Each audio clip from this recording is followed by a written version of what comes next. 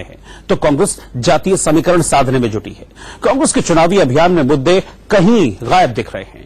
हार्दिक पटेल ने भले ही कांग्रेस को आरक्षण पर 3 नवंबर तक का अल्टीमेटम दिया हो, लेकिन बीजेपी का आरोप है कि पाटीदार आरक्षण पर हार्दिक और राहुल की डील फिक्स है।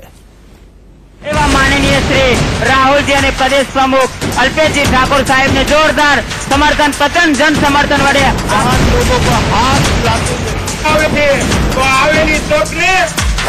गुजरात के गढ़ में बड़ा सियासी संग्राम। एक कुलाड़ी इस साइड से डिमोनेटाइजेशन नोटबंदी की मारी, दूसरी कुलाड़ी इस साइड से मार दी चाहिए।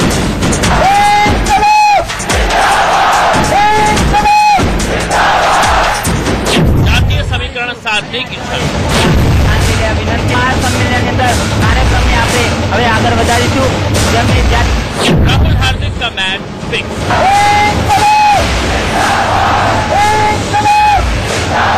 એમને પણ જોરદાર તાળીઓથી આપણે વધાવીશું અને જેમની રાહ જોતા હતા मुद्दों का गोलमाल।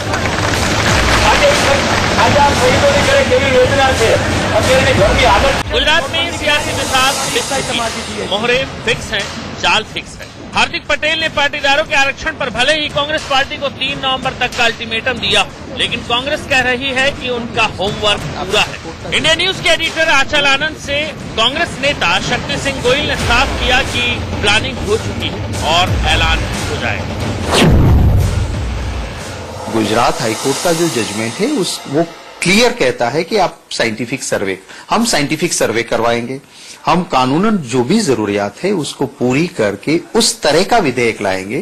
हम कोई ऑर्डिनेंस या कोई गिमिक नहीं करेंगे। ये बात आपने हार्दिक को कन्वे कर दी है और ठोस तैयारी तय है, आपकी पॉइंटर्स तय है प्रेजेंटेशन हार्दिक पटेल के लिए। हमारा सिर्फ हार्दिक भाई के लिए नहीं, हमारा पॉइंटर्स, हमारी तैयारी पूरी है, क्योंकि हम मानते कुछ हैं, कहते कुछ हैं और मंशा कुछ और होती है। वो बीजेपी की तरह हम नहीं।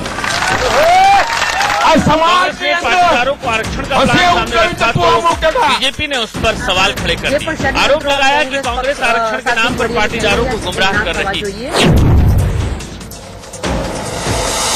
तो भाजपा सरकार ने बड़ा डील रख के पाटीदारों को 10% ईबीसी दे दिया था। वो ईबीसी का मामला आज सुप्रीम कोर्ट की लार्जर बेंच में पेंडिंग है। तो आप 20%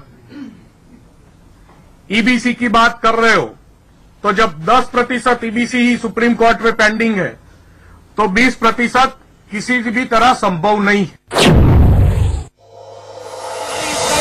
बीजेपी का तो ये भी कहना है कि राहुल के साथ हार्दिक का मैच फिक्स है। हार्दिक कांग्रेस के इशारे पर काम कर रहे हैं। जिस वक्त मैंने कांग्रेस को लेटर लिखा था तब तो मैं इस संगठन के साथ जुड़ी हुई थी, तब भी हार्दिक पटेल ने मेरी बात को समर्थन नहीं दिया था। ये सब बातें प्रतीत करती है कि वो कुछ न कुछ ऐसी चाल चल रही है कि जब कांग्रेस का ऑर्डर आएगा तभी वो ट्वीट करते हैं। यहीं पर तो शंका होती है कि जो भाई ने बोला कि कहीं मैच फिक्स तो नहीं हो गया। बीजेपी की ओर से हमला हुआ तो कांग्रेस ने भी अपना स्टैंड क्लियर कर दिया। सफाई दी कि हार्दिक के साथ किसी तरह की डील नहीं, सिर्फ आरक्षण पर बात हुई। हार्दिक पटेल सौदाबाज नहीं है। अगर सौदागर होता और सौदा करना चाहता तो अमित शाह के साथ सौदा करते। कोई सौदेबाजी आज तक, मैं आपको कहता हूं, हार्दिक पटेल सौदेबाज नहीं है। उसने कोई सौदेबाजी की बात आज तक ना हमसे की है, ना वो मुझे विश्वास है। कांग्रेस गुजरात में जातीय समीकरण साधने में जुटी। 40% ओबीसी जनता के नेता अल्पेश ठाकुर पहले ही कांग्रेस को समर्थन देने का ऐलान कर चुके हैं। 8% दलित वोट बैंक के नेता जिग्नेश मेवाणी का झुकाव भी कांग्रेस की ओर है। वहीं 12% पाटीदारों के नेता हार्दिक पटेल से भी बात लगभग बन ही चुकी है। वहीं दूसरी ओर बीजेपी को गुजरात में बीते 2 सालों में 3 बड़े आंदोलन से काफी नुकसान हुआ है। इसकी भरपाई करने के लिए केंद्र और गुजरात की बीजेपी सरकार ने सूबे में घोषणाओं की छड़ी लगा दी।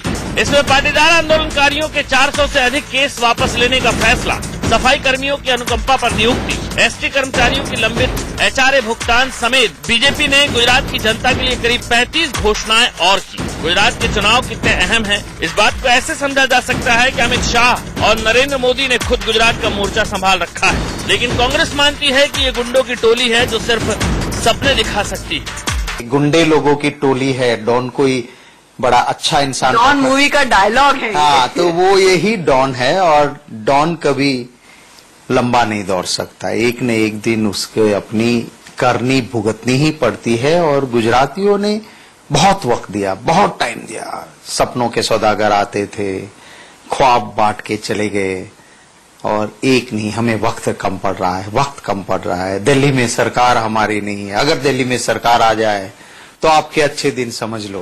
एक कुल्हाड़ी चुनावी जंग है तो इसमें बिगड़े नोटबंदी की खूब सामने आ रहा है। राहुल गांधी ने कहा था कि विकास पगला गया है, तो सूबे के सीएम विजय रूपाणी ने कह दिया कि राहुल गांधी चमगादड़ों के नेता है। राहुल गांधी पर प्रहार हुआ तो कांग्रेस ने भी जवाबी हमला कर दिया। क्योंकि जो रूपाणी जी है वो पहली बार बेचारे विधानसभा में आए हैं।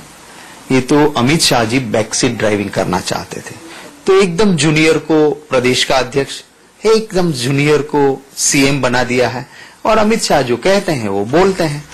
गुजरात की चुनावी जंग को बीजेपी और कांग्रेस ने नाक की लड़ाई बना लिया है। जातीय समीकरण साधे जा रहे हैं, एक दूसरे पर जुबानी हमले हो रहे हैं, लेकिन इस सियासी लड़ाई में आम आदमी के सरोकार से जुड़े मुद्दे कहीं गायब हैं। अहमदाबाद से आंचल आनंद, इंडिया न्यूज़। खरीदा से हमारा